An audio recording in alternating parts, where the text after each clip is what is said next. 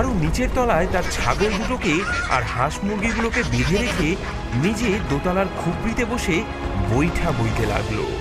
কখনো তারা দেখলো জলের তলায় আলো জেলে রূপোর মতন মাছেরা পাঠশালা বসিয়েছে। কে আসে? কে গো ভাসতে ভাসতে আসে? সে অনেক কাল আগের কথা। গঞ্জেশপুর গ্রামে থাকতো এক গরিব মানুষ, নাম তার হারু। এতই গরিব যে নুন আনতে পান্তা ফুরায়। কিন্তু হারুর মনে ছিল জোর আর বুকে ছিল সাহস। একবার কি হলো, সেবার ভয়ানক বন্যা এলো দেশে। আকাশ যেন ফুটো হয়ে গেছে। দিন রাত শুধু জল আর জল। গা গঞ্জ সব ডুবতে বসলো। সবাই যখন জিনিসপত্র নিয়ে উঁচু জায়গায় পালাচ্ছে, হারু মাথায় হাত দিয়ে বসে পড়ল। তার তো আর পালাবার জায়গা নেই। আর ডাঙা ঘরটা, সে তো এক ধাক্কাতেই তলিয়ে যাবে।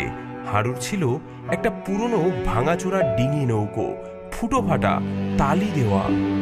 পেয়েছি, একটা বুদ্ধি পেয়েছি। কি রে হারু, এই ডুবু ডুবু অবস্থায় আবার কি পেলি? গুপ্তধন নাকি? তার চেয়েও বড় জিনিস কাকা, আমি ঠিক করেছি এই নৌকার উপর একটা দোতলা বাড়ি বানাবো। কি বললি? নৌকার ওপর বাড়ি? তোর কি মাথাটাই খারাপ হয়ে গেল নাকি রে? দোতলা বাড়ি? তা সেই বাড়িটাতে উঠবি কি দিয়ে? মই নাকি বাঁদর ঝোলা? নাকি জলের তলা দিয়ে ডুব সাঁতার কেটে? দেখোই না কি করি। আমার বাড়ি যখন নদীর জলেই ভাসবে, তখন আর ডাঙা খুঁজে মরতে হবে না। জল কমলে যেখানে খুশি ভিড়িয়ে দেব। তোর যা ইচ্ছে কর বাপু, তবে সাবধান, যা দিনকাল পড়েছে। যেমন ভাবা তেমন কাজ। হারু লেগে পড়ল কাজে। এদিক ওদিক থেকে জোগাড় করে আনলো ভাঙা কাঠ, পুরনো টিন, বাঁশ, দড়ি। গায়ের লোক হাসাহাসি করে। কেউ বলে পাগল, কেউ বলে ভীমরতি ধরেছে। হারু কিন্তু নিজের মনে কাজ করে যায়। নৌকার ফুটো ফাটাগুলো কোনো মতে সারিয়ে তার উপর প্রথমে একটা তক্তা বিছালো। তারপর বাঁশ পুঁতে কঞ্চি দিয়ে দেওয়াল তুলে পুরনো ত্রিপল আর টিন দিয়ে ছাদ বানালো, ঠিক যেন একটা খাঁচা। তার উপরে আবার একটা ছোট্ট ঘর তুললো। এই হলো তার দোতলা বাড়ি। দেখতে যে কি অদ্ভুত হলো, পুরো একটা তালপাতার সেপাই যেন নৌকার ওপর দাঁড়িয়ে। কাজটা মন্দ হয়নি। দেখা যাক কপালে কি আছে। দুদিন যেতে না যেতেই হুড় মুড়িয়ে জল বাড়ল। গায়ের চালা ঘরগুলো সব জলের তলায় তলিয়ে গেল। জয় মা গঙ্গা, যা থাকে কপালে। আর কি আশ্চর্য, সেই অদ্ভুত দোতলা বাড়িটা দিব্যি ডিঙি নৌকার উপর ভেসে চলল। হারু নিচের তলায় তার ছাগল দুটোকে আর হাঁস মুরগিগুলোকে বেঁধে রেখে নিজে দোতলার খুপড়িতে বসে বৈঠা বইতে লাগলো। ওরে হারু, তোর নৌকা বাড়ি তো সত্যি ভাসছে রে। তবে সামলে যাস রে বাবা, এ যা স্রোত। দেখতে কিন্তু খাসা হয়েছে তোর জলটুঙ্গি। চিন্তা করো না কাকা, ভগবান যা করেন ভালোর জন্যই করেন। আমার এই ভাসমান বাড়িতে কোনো চিন্তা নেই। ভাসতে ভাসতে চলল হারু। চারিদিকে শুধু জলে থই থই। কত গ্রামের পর গ্রাম ভেসে যাচ্ছে, কত মানুষ হাহাকার করছে। হারুরও মন খারাপ হয়, কিন্তু সে সাহস হারায় না। একদিন সন্ধেবেলায় তার নৌকা বাড়িটা একটা বিশাল বটগাছের ঝুড়ির সাথে আটকে গেল। গাছটাও অর্ধেক জলে ডোবা। আজ রাতটা এখানেই কাটাতে হবে দেখছি। জায়গাটা বেশ নির্জন। কে রে তুই? আমার কাছে নোঙর ফেলেছিস যে বড়? আমার অনুমতি নিয়েছিস? আমি হারু গো দাদা ঠাকুর। এই বন্যায় ভেসে বেড়াচ্ছি। আপনার গাছে একটুখানি আশ্রয় নিয়েছি, দয়া করে রাগ করবেন না। আশ্রয় নিয়েছিস? ভালো কথা, কিন্তু আমার ঘুমটা ভাঙালি কেন? কত আরামে ঘুমোচ্ছিলাম। আর তোর এই বিদঘুটে জিনিসটা কি? নৌকার ওপর আবার দোতলা? জন্মেও দেখিনি এমন আজগুবি কাণ্ড। এ হলো গিয়ে গরিবের জুগার দাদা ঠাকুর, যাতে ভেসেও থাকি আবার মাথা গোজারও ঠাঁই হয়। বন্যা হলে তো ডাঙায় এক ফোঁটা জায়গাও থাকে না। বুদ্ধি আছে বটে তোর, তবে দেখতে বড্ড বেঢপ। তা এখন কি করবি? এই জলেই তো ভেসে ভেসে পটল তুলবি বলে মনে হচ্ছে। যতদিন প্রাণ আছে ততদিন তো চেষ্টা করতে হবে দাদা ঠাকুর। আচ্ছা, আপনি এই মাঝগাঙে অর্ধেক ডোবা গাছে একা একা কি করছেন? আর বলিস না, আমার পুরো ভূতের দল, মামদো, পেতনি, শাকচুন্নি, কে কোথায় ভেসে গেছে জানি না। আমি এই গাছটা আঁকড়ে ধরে কোনো মতে টিকে আছি। ভাবছি জল কমলে নতুন আস্তানা খুঁজবো। বড্ড একা একা লাগে রে। তাহলে এক কাজ করুন না দাদা ঠাকুর, আপনিও আমার এই নৌকা বাড়িতে চলে আসুন। দুজনে মিলেমিশে থাকা যাবে। আর তাছাড়া দুজন থাকলে পথটাও ভালো কাটবে, গল্প গুজব করা যাবে। বলিস কি রে ছোকরা? আমি ভূত আর তুই মানুষ, আমরা একসাথে থাকবো? তোর ভয় করবে না? আমি কিন্তু মাঝে মাঝে ফ্যাঁস ফ্যাঁস করে কথা বলি। কেন নয়, বিপদের সময় আবার ভূত মানুষ কি। আসুন আসুন, আমার এই দোতলায় অনেক জায়গা, আর আপনার ফ্যাঁস ফেঁসে গলা আমার বেশ মজাই লাগছে। ঠিক আছে, যখন এত করে বলছিস। তাছাড়া এই ভিজে ডালে আর বসে থাকতেও ভালো লাগছে না।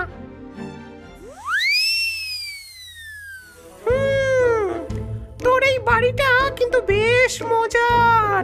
দোতলায় বসে চারিদিক দেখতেও বেশ লাগছে। বাহ, বেশ হাওয়া আসছে। তবে নিচে ছাগল আর হাঁসের গন্ধে টেকা দেয়। ওটা একটু মানিয়ে নিতে হবে দাদা ঠাকুর। পরদিন সকালে আবার যাত্রা শুরু।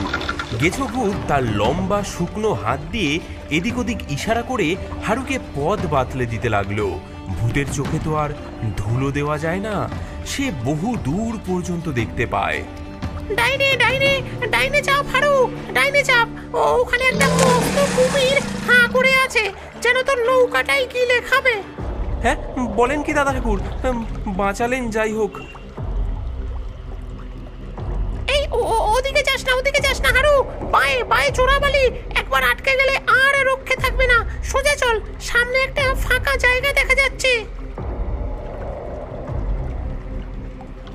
আপনি না থাকলে আজ নির্ঘাত বিপদ ঘটতো দাদা ঠাকুর।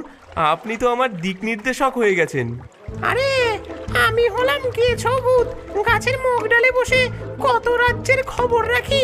আর এই বন্যা, এ তো আমার নখদর্পণে।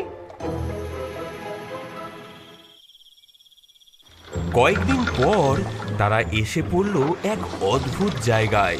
দেখে মনে হচ্ছে যেন একটা ভাসমান বাজার, অনেকগুলো বড় বড় নৌকো একসঙ্গে বাঁধা, তার উপর দোকানপাট, কিন্তু লোকজন কেউ নেই, সব খাঁ খাঁ করছে।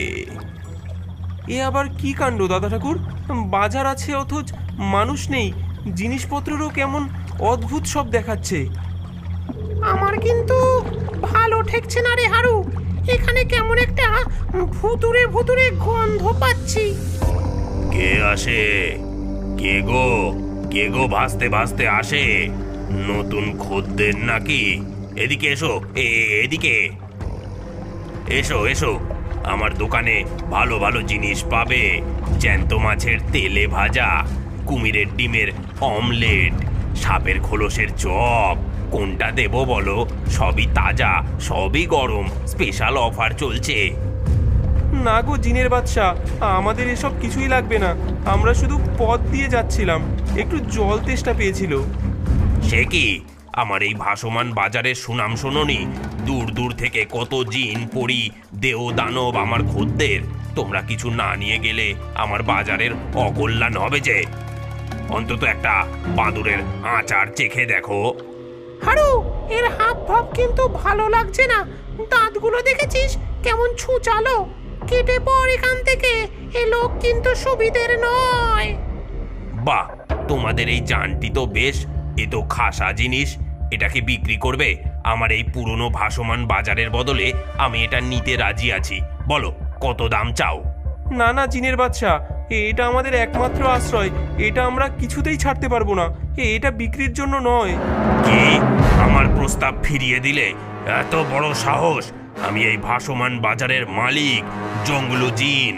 আমার কথা কেউ ফেলতে পারে না। দাঁড়াও, আমি তোমাদের জাদু দিয়ে পাথর বানিয়ে দিচ্ছি, তারপর তোমাদের এই খেলনা বাড়িটা আমি দখল করব। হারু, তোর নৌকার তলায় যে পুরনো মাছ ধরা জালটা আছে না, যেটা তুই ফুটো সারানোর জন্য রেখেছিলি, সেটা এক্ষুনি ছুঁড়ে মার ওর দিকে, তাড়াতাড়ি। জাল? ছেঁড়া জাল দিয়ে কি হবে? আরে যা বলছি কর না, সময় নেই। হারু এক মুহূর্ত দেরি না করে নৌকার নিচের তলা থেকে একটা পুরনো ছেঁড়া বড়সড় জাল টেনে বের করে জিনের দিকে ছুঁড়ে মারলো। হ্যাঁ, ওরে বাবা রে, এ তো সুলেমানি জাল। এ যে পয়গম্বর সুলেমানের জাল। পালাও! এ লোক তো সাধারণ মানুষ নয়, এ নির্ঘাত মস্ত বড় জাদুকর।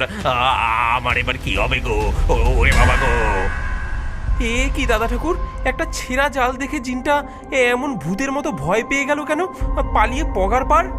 আরে বোকা, ওটা যে পয়গম্বর সুলেমানের জাল নয় তা তো আমি আর তুই জানি, কিন্তু ওই বোকা জিনটা জানে না। সে ভেবেছে তুই বুঝি মস্ত বড় জাদুকর, যে কিনা জিনদের কাবু করার জন্য সুলেমানি জাল নিয়ে ঘোরে। আসলে জিনেরা জাল জিনিসটাকে খুব ভয় পায়। হ্যাঁ, বলেন কি? তাহলে তো দারুণ বুদ্ধি খাটিয়েছেন দাদা ঠাকুর, আমি তো ভয়েই শেষ হয়ে গিয়েছিলাম। আরে বুদ্ধি না থাকলে কি আর এতদিন টিকে আছি রে? চল চল, আর এখানে এক মুহূর্তও নয়, কখন আবার দলবল নিয়ে তেড়ে আসে কে জানে। এরপর আরো কত অদ্ভুত ঘটনার মধ্যে দিয়ে তাদের নৌকা বাড়ি এগিয়ে চলল। কখনো তারা দেখলো জলের তলায় আলো জেলে রূপোর মতন মাছেরা পাঠশালা বসিয়েছে, মাস্টার মশাই চিংড়ি মাছ তাদের পড়াচ্ছেন। কখনো দেখলো বিশাল এক কচ্ছপের পিঠে চেপে একদল ব্যাঙ গান গাইছে আর জল ছিটিয়ে আনন্দ করছে। গেছো ভূতের সাথে হারুর বন্ধুত্ব গভীর হলো। দাদা ঠাকুর, আপনার সাথে থেকে কত কি যে দেখলাম, এমন অদ্ভুত সুন্দর জিনিস জীবনে দেখিনি। আরে এ তো সবে শুরু, পৃথিবীটা অনেক বড় হারু, আর অনেক রহস্যে ভরা। তুই ভাগ্যবান যে এইটুকু বয়সেই এত কিছু দেখার সুযোগ পেলি। অবশেষে একদিন বন্যা কমলো, জল নামতে শুরু করলো। হারুর নৌকা বাড়িটা একটা নতুন চরের উপর এসে ঠেকলো। জায়গাটা বেশ সুন্দর, সবুজ ঘাসে ঢাকা, আশেপাশে নতুন গাছপালা জন্মেছে। হারু ভাই, দেখেছিস জল নামছে? মনে হচ্ছে আমাদের যাত্রাও শেষ হলো। ওই যে দূরে একটা পুরনো অশ্বত্থ গাছ দেখছি, বেশ বড় সড়ো। ওখানে আমার আস্তানা করলে মন্দ হবে না। এবার তাহলে আমি চলি। দাদা ঠাকুর, আপনি চলে যাবেন? আমার কিন্তু একা একা ভালো লাগবে না। এতদিন একসঙ্গে থেকে কেমন যেন অভ্যাস হয়ে গেছে। দূর পাগল, এই তো পাশেই থাকছি, যখন ইচ্ছে হবে চলে আসবি আমার অশ্বত্থ তলায়, ভূতের গল্প শোনাবোক্ষণ। আর তাছাড়া তোর এই দোতলা নৌকা বাড়িটা তো রইলই, এমন মজার বাড়ি ছেড়ে কে কোথায় যায়? মাঝে মাঝে আমি তোর এখানে চলে আসবো আড্ডা দিতে। ঠিক আছে দাদা ঠাকুর, আপনার যখন ইচ্ছে চলে আসবেন, এই বাড়ি আপনারও। হারু সেই নতুন চরে তার নৌকা বাড়িটা ভালো করে বেঁধে নিল। বন্যার পর নতুন করে জীবন শুরু হলো। আশপাশ থেকে আরো কিছু মানুষজন এসে সেখানে বসতি স্থাপন করলো। হারু তার অদ্ভুত দোতলা নৌকা বাড়ির জন্য আর তার সাহসিকতার জন্য গায়ের মধ্যে খুব নাম ডাক হয়ে গেল। সবাই তাকে এক ডাকে চেনে ভাসমান বাড়ির হারু বলে। আর সে মাঝে মাঝেই কাজকর্ম সেরে গেছো ভূতের সাথে গল্প করতে তার অশ্বত্থ তলায় যেত। তাদের বন্ধুত্ব অটুট রইল।